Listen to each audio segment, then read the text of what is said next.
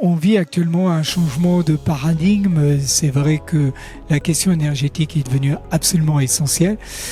Nous avons vécu aussi cet été des catastrophes écologiques. Et à la rentrée, les villes sont confrontées à un problème qui est d'ordre financier et budgétaire.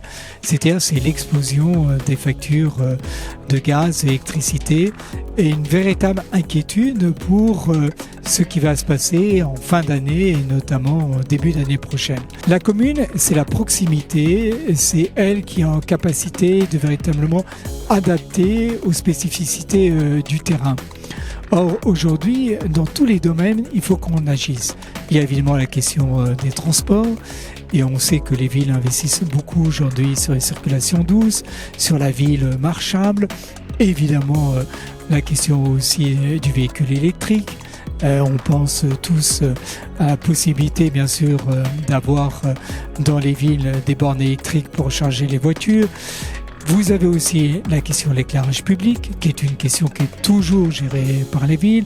Vous avez la question de la ville verte. La renaturation de la ville est une question absolument essentielle.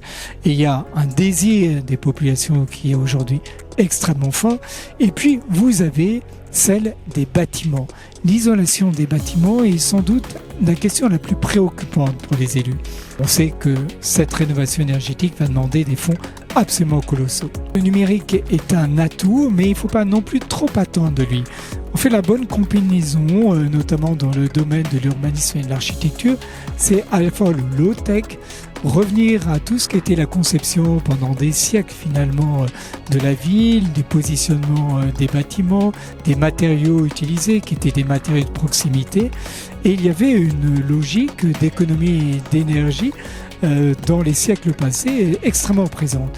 Donc il faut combiner ce retour, si vous voulez, à certaines formes d'évidence qui ont pu être oubliées si on veut économiser de l'énergie. Il faut s'adapter aux spécificités locales. Le high-tech permet, s'il est bien combiné avec ces traditions locales, avec cette prise en compte des spécificités du terrain, le high-tech permet d'être encore plus performant.